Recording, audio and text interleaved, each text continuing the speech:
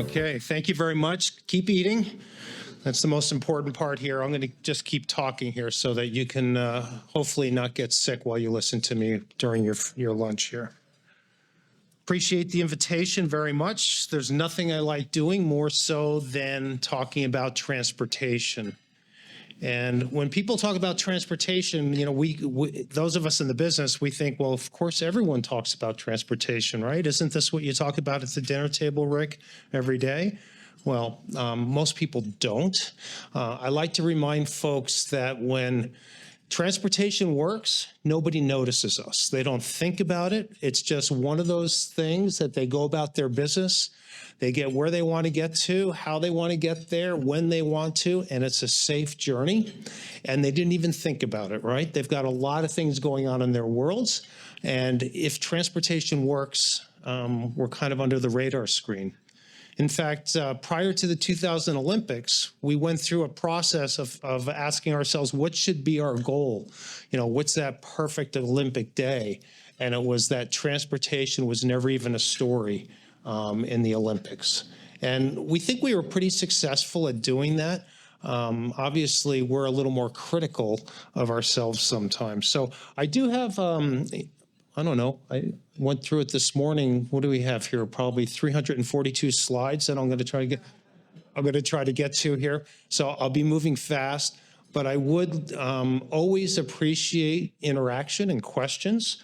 So at any point during the conversation, if there's something you'd like to say, something you'd like to contradict, something you'd like to add to, please speak up and let's have that conversation because transportation matters. Transportation matters. So I'm going to start here with, we're very clever at UDOT. So we have this thing we call UDOT's roadmap. And this is a card, it's a two-sided card that we give to all of our employees. And so when new employees get hired, they spend their first 3 days in an orientation and we start to talk with them.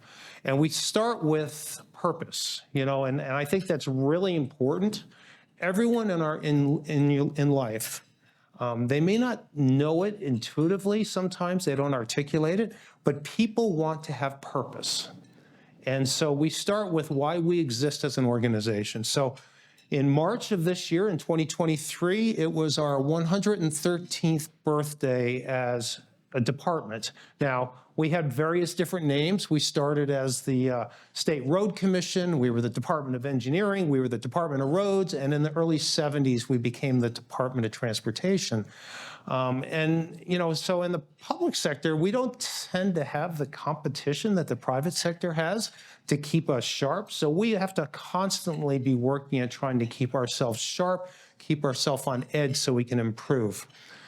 But I like to talk about our purpose as an organization. And I believe for everyone in this industry, you have the same ultimate purpose.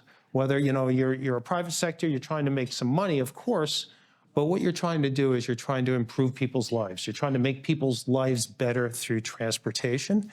And there's 4 elements. We call it the framework of quality of life. Because, you know, my board of directors, the state legislature, asked a very important question about 7 years ago, and they said, what are we getting for the money we're investing in transportation? And so we were sent on a mission, go around the state, talk to all different folks in all different walks of life, and to understand what transportation means to them. And that's what that quality of work frameworks is all about. So better mobility is one of the things we measure and what things we work to improve. We try to improve health. And you might not have heard health associated, and I'm going to talk a little bit about the safety measures that we have associated with transportation. But health also includes things like providing opportunities for being able to walk and bike safely, to be able to get exercise, and it includes things like air quality, which is really top of mind for a lot of Utahns. Especially if we're in the inversions or in the middle of the summer, we're dealing with ozone issues. So health, that's a fundamental thing for all of us in our personal lives. And again, health is on one of those things like transportation. You don't think about your health until you're going through something. And then all of a sudden you realize how important that is. We talk about connecting communities together. And in transportation, we have been really good all across this country of really connecting point A to point B.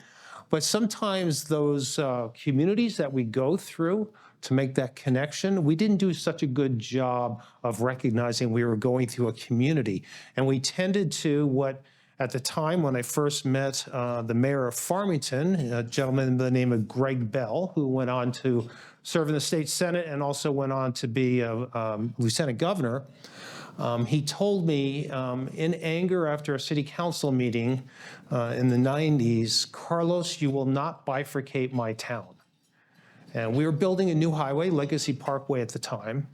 And I remember I responded like a smart you-know-what.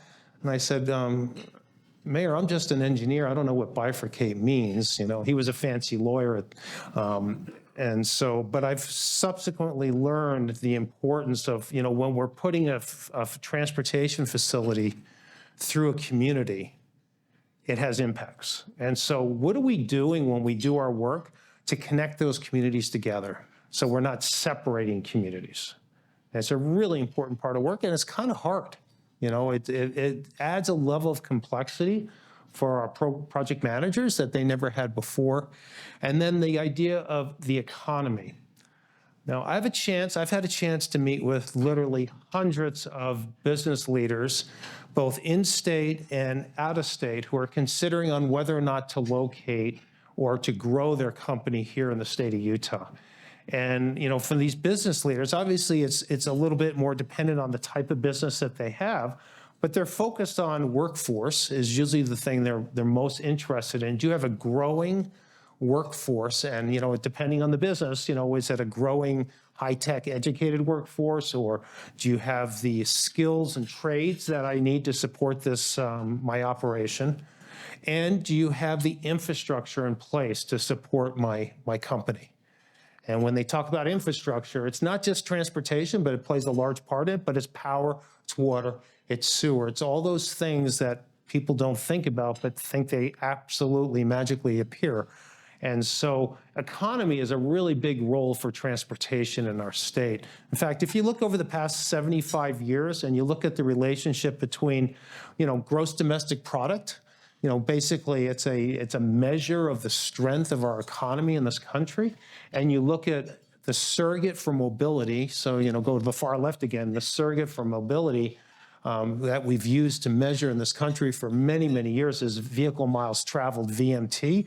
The relationship between the two is amazing. As our economy grows, we become more mobile. We need to be more mobile to help grow our economy.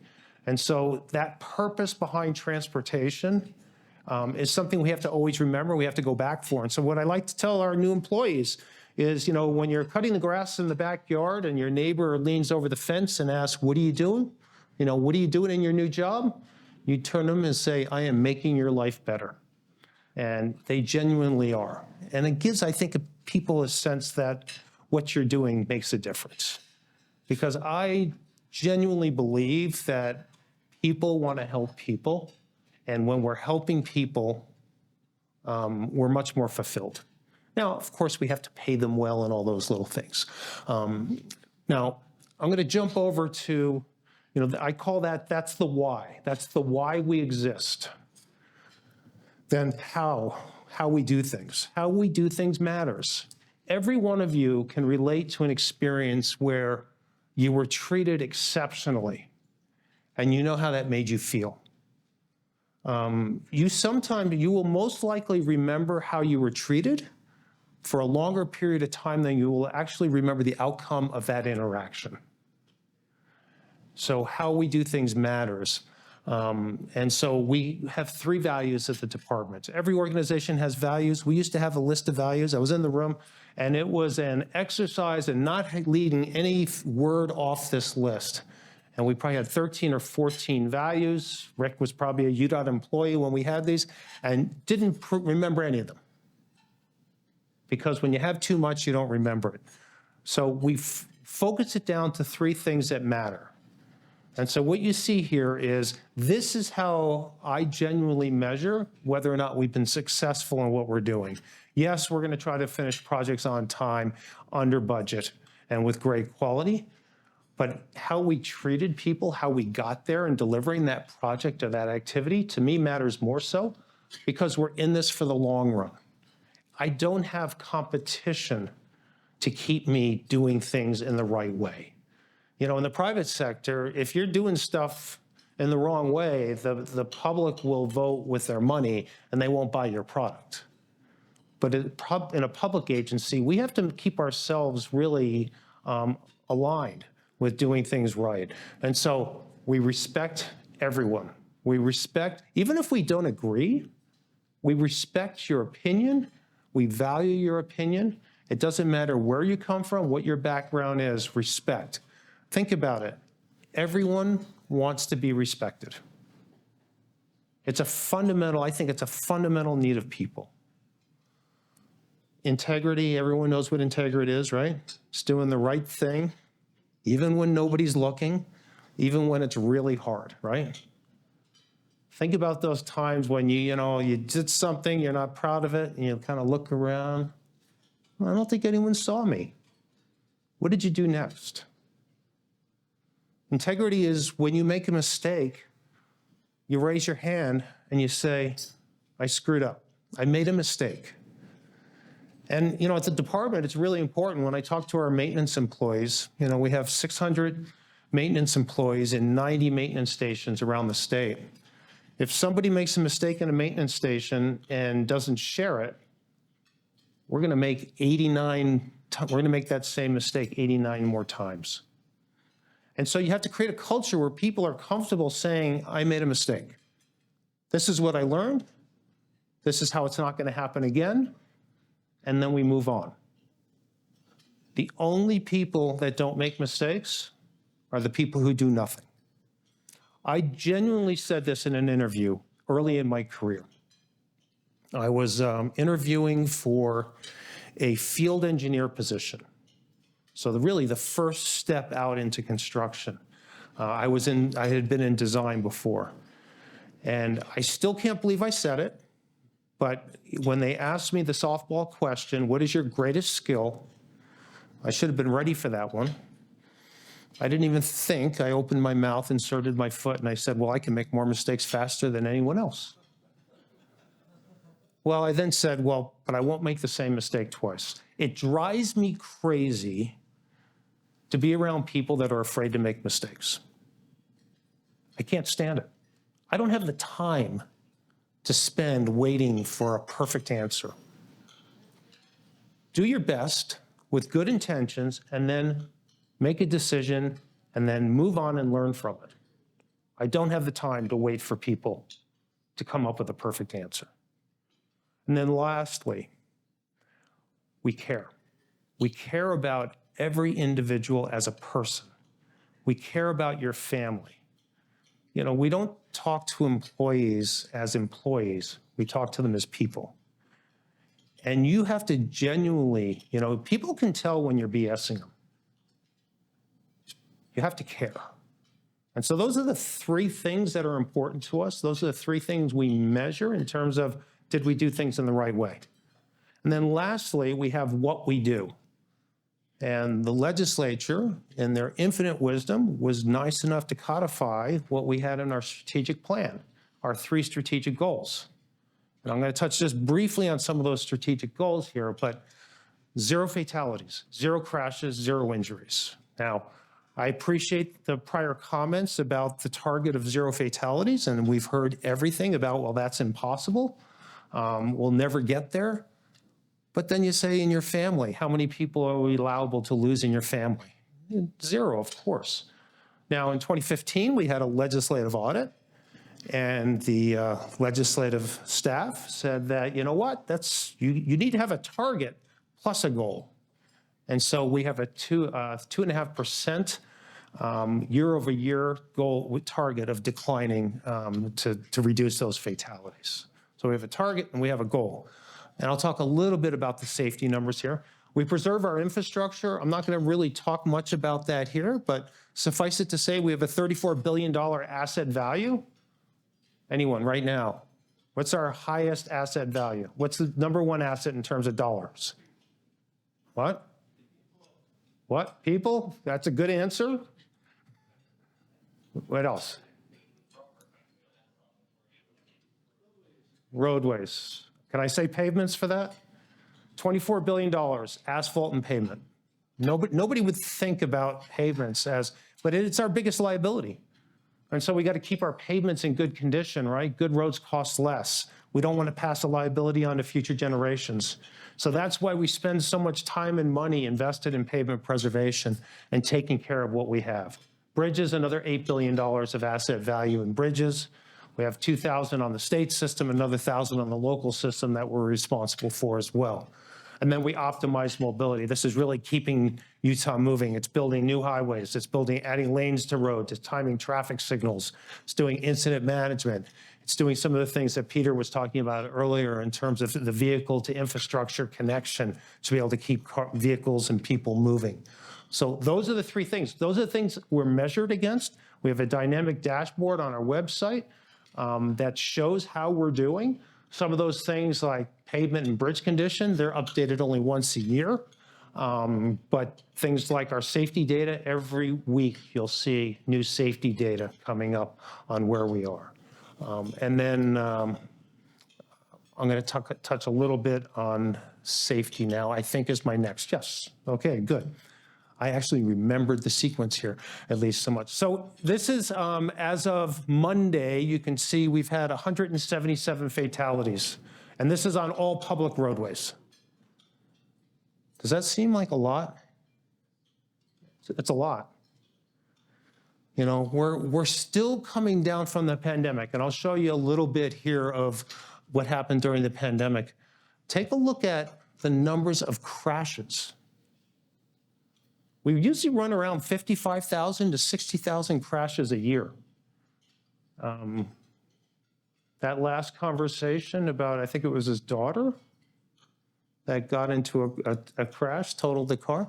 There's so many crashes that take place out there. And every one of those crashes, either somebody's dying, somebody's getting injured, seriously injured, or it might be just property damage. But it has major impacts on the entire transportation system. So we are, so far this year, coming down from last year, and last year was a better place than we were in previous years. I wanted to show you some of the trends and the types. So I see vehicle fatalities continue to be the dominant type of fatality, and it kind of makes sense, right? We have more people in cars. I mean, I-15 in Salt Lake County, 250 to 300,000 people a day in Salt Lake County on I-15. So there's a lot of people out there. But you can see one of the things that's happening, and it's true around the country, is the amount of pedestrian fatalities that are occurring. We've seen, there's more people that want to be able to walk around their communities. There's more people that want to bike. And we're seeing more conflicts between cars driving too fast and pedestrians and bicyclists. Motorcyclists have been obviously a big number. And we had 2 motorcycle fatalities just this last weekend. And so I do get text messages every time we have a serious crash or a fatality. And, it's one thing I keep saying to myself is don't get numb to this. Every one of these numbers is a person. And every one of those people have families and friends. And the cascading effect of this is just tremendous. It's really a tragedy in that we lose over 44,000 people a year in this country.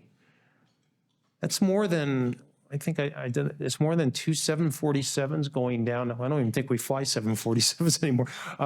2 747s going down every week. When's the last time we had a fatality, a plane crash? It's been many, many years. If we had one plane crash, there would be outrage. But fatalities on the roadway transportation system tend to be this drip, drip, drip.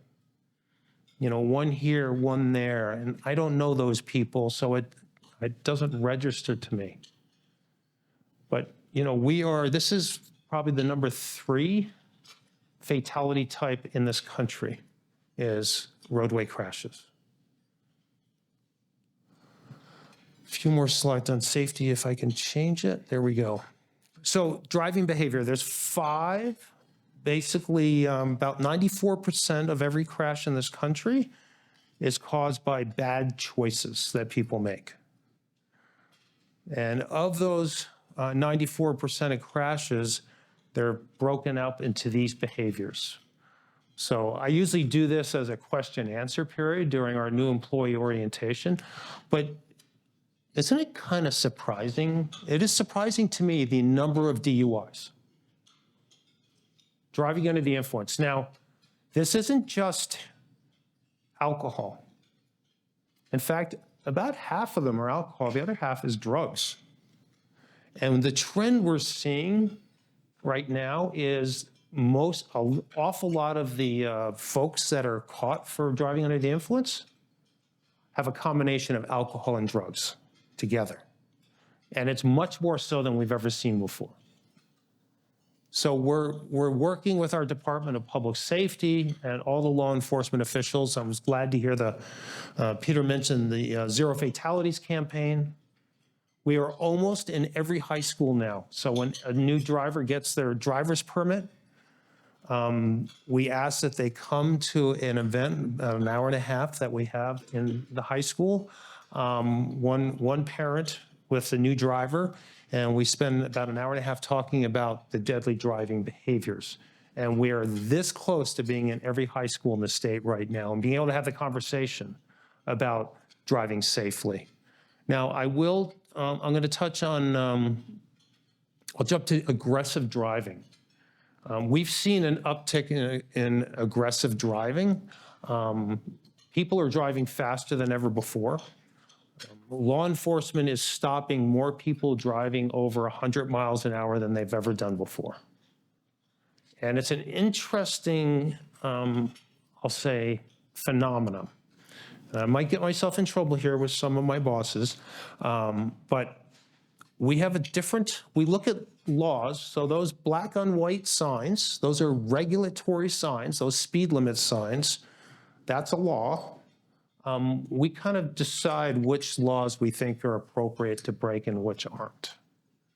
And speeding is one of the most deadly things we have going on out there. And usually a lot of the fatalities are a combination of these. I'm going to talk about what looks like a problem, the unrestrained, but is actually we're moving in the right direction. So Utah has a primary seatbelt law. Prior to that primary seatbelt law, we had a compliance rate of about 87 to 88% of Utahns wore their seatbelts. We're now up to 92, 93% of Utahns wear their seatbelts. If you're in a crash and you're not wearing your seatbelt, you are 6 times more likely to be killed or seriously injured. We have saved many, many lives with the primary seatbelt bill. But what's interesting to me is about 8%. You know, if you take out the bicyclists, the pedestrians, and the motorcyclists, they don't have seatbelts. If you take that out of the total, 8% of our people are making up year over year unrestrained, so run between about 43% and 50% of the fatalities. It's amazing that that many folks, that few amount of folks in Utah are resulting in that many fatalities. And so what we ask is, please wear your seatbelt and make sure that everyone you know wears their seatbelt. I'm a little neurotic. I drive my wife crazy. I won't even put the car in gear until she puts her seatbelt on. She goes, "We're still in the driveway." I said, "I don't care." Anyhow, that's my last fatality card here. So this is the unrestrained fatalities that we're seeing in the state of Utah. Okay, shift gears. Because Utah is, any surprise to anyone, we're growing fast. Has anyone noticed that?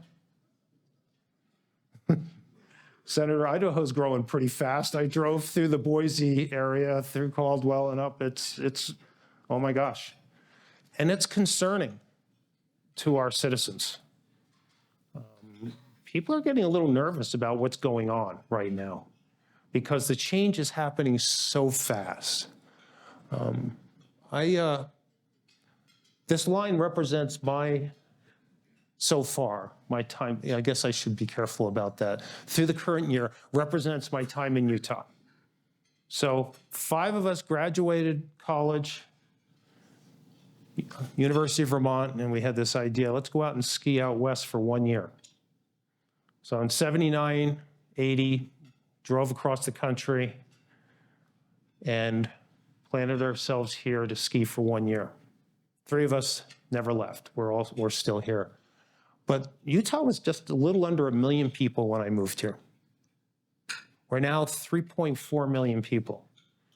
And the experts up at the Gardner Institute expect that we're going to just about get to 6 million people by 2050, 2060. And what's again interesting about Utah is, we are only 65% of our landmass is owned by the federal government. So we have very small, relative, and then another 10% by state and local governments, essentially. So 25% of our landmass is where our people can live and work. And, we get to play in the other stuff, right? That's part of what makes Utah so great. But what you see there is really the urbanized area, the Salt Lake Provo urbanized area. And 2/3 of our population is in this urbanized area. So this is where most of the people are. And to think, Utah is the 7th most urbanized state in the country. We're in the West, wide open spaces. We're more urbanized than California. Now, when you look at the percentage of people, the numbers of people in California, what we're measuring is the percentage of those people living in an urbanized area. So we're an urban state. We're a very, very rural state, but we're also a very urban state. And this is really kind of important when we think about how we're going to deal with that growth. We have a lot of roadways out there right now. But picture, in this urbanized area, are we going to double the lane miles in this area in blue? Will we double the lane miles to meet the almost doubling of population? Does anyone think we're going to have twice as many roadways? I see one head shaking here. We're not. Yes, maybe Representative Christopherson. He's been pushing me for years to plan for this growth. These Utah County guys, they know it was coming. No, I don't see how it's possible to double the lane miles we have out there. And so think about what that means in the next 30 years for our purpose, quality of life, economy, communities. If all of a sudden now we don't have the capacity to move around on the roadways. And so my point here is not to scare you, but it's really important how we grow. It's really important that we have a good, tight relationship between where we build our homes and businesses, and we have to have higher density, and where we choose to live. So we have to make sure that we can still maintain the mobility that's important for the economy and quality of life and all of those things. So it's going to change a little bit. This is I want to just do a shout out here to Representative Christopherson, who helped carry this bill this last year, because we're going to have to keep building roads.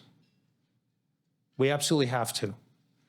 And I don't know of another state that's building more new roadways than we are here in the state of Utah. But we're also going to have to build more active transportation for walking and biking to get those people off the shoulders so that they will have a safe place to walk. I'm going to tell you, one of the most remarkable things I noticed is when we cut the ribbon on the Legacy Parkway, we built a trail along the side of it. It was really the first time we've ever built that type of a trail off to the side.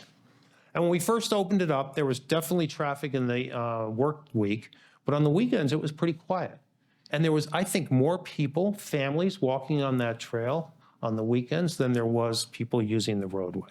There is a pent-up need for that. And so this last session, the legislature approved developing a active transportation paved trail network. So basically, I kind of think of it as the interstate of trail systems. There's been grant programs out there for years giving, and we've been allowed, we've been working with the communities and giving to, the cities, the counties. Salt Lake County is represented here. They've done a great job with their trail systems, building trails in their jurisdiction. But now the idea is statewide, let's look at connecting all of those trails together so we have an active transportation trail system. I have the goal of building this as being the place where everyone in the country knows that if you want to be able to walk and bike safely, Utah's connected it all together, and it will be the place for that. Think about what that means for your family and for the quality of life. Down in Utah County, we worked with Mountain Land Association of Governments. They built the Murdoch Trail. The Murdoch Trail is an incredible success story in terms of how much use it's getting. And so we want to do that type of thing around the state. So active transportation is going to be part of how we meet the mobility needs, because we can no longer do it with just roads, have to continue using roads. So, I talked ahead of my slide. And so here's a little graphic we used. And then transit. Right now, 2 to 3% of the people use transit. And we have probably per capita the best rail system in the country. But we need to make it more convenient for people to choose to use transit. It has to be a choice. And so last 2022 session, the legislature said, we need to do more transit and we want UDOT to build the projects. So we went from being, I said in 1972, we became the Department of Transportation. I believe it was in 2022 when we truly became the Department of Transportation, where now we're building transit systems as well. So the legislature provided us some one-time money, and we're working to double track the heavy rail, the front runner system that runs basically parallel to I-15. And so our goal is to go from, right now there's 30-minute service during the peak period and hour service off-peak. Not super convenient. What we're working towards is building that front runner station so we have 15 minutes peak hour service and 30-minute off-peak service. So using the train becomes something as simple and easy and convenient. You don't need a schedule. If you show up and you just see the train leaving, 14 minutes, there's going to be another train. People will use the system if they have the frequency. We're also working on some light rail systems down at Point of the Mountain and some BRT systems as well that Peter mentioned, some of the BRT systems that we're working right now with UTA to build the Mid-Valley BRT system, and we're looking at a new one down at the Point of the Mountain, either light rail or BRT. So we're a transit developer now. Which, the heavy rail? Yeah, so what we have to do is we call it strategic double tracking so that we can pass. Right now, if a door doesn't close on front runner at the station, it gets stuck, which happens. We end up delaying the entire system because we're interconnected with the freight system in places, and we have very few passing tracks. And so as the trains, front runners trains are going north and south, there's only very few places they can pass. And so this will give us the reliability to be able to do it. So I think we have 10 different locations where we'll do additional double tracking. But it'll allow that flexibility of operations, so it'll work much better. And hopefully people will, in the future say, you know what, I'm going to have a car, but maybe today I'll take the train. With the expanding population, you see that going Farther. We're seeing spill over the edges things. So a couple years ago, we started to notice a phenomenon. So in the urban areas, by federal law, the long-range planning is done by metropolitan planning organizations. And so those are essentially dictated by federal law. We have 4 different MPOs in the state, but what we've been seeing is spillover outside those MPO areas where they did not have the level of planning support that the MPOs can provide. So the legislature provided us some money to do what we refer to as emerging area planning. And so now places like Summit County, which is just, seeing incredible growth. There's key decisions you need to make early on during your heavy growth period that will make a big difference in 10, 15 years from now. And so we're working with those communities on the edges to help them do better planning, to figure out what they want to look like in the future, because a lot of times in these cases, it's a developer coming in and looking for, as cheap a land as they can get, getting the government to provide the utilities, and not even thinking about what that means for the livability or the long-term liability for the government agencies to support. And so we are seeing some spillover, but we've been working with what we call the Wasatch Choices vision to help provide building community town centers where we can have higher density around the train stations and around the high-capacity roadway systems. So it's a great question, but this point of how we grow is critical for us in our state if we want to maintain what we think is special about Utah. So, great question. So, transit is going to be a big part of our future, especially, when you think about it, our geography is pretty well situated for this. Where we have the mountains, we have the lakes, and so we're very oriented north-south. And so the commuter rail system is really going to help us from the north-south perspective. And action. Okay, has anybody heard about the gondola? I was like, you really want me to talk about the gondola? And so, okay. Little Cottonwood Canyon has incredible demand. Again, it's part of our growth. I moved here to ski in Little Cottonwood Canyon. It doesn't look anything like when I moved here. It is completely different. And the experience is different. It's not as good.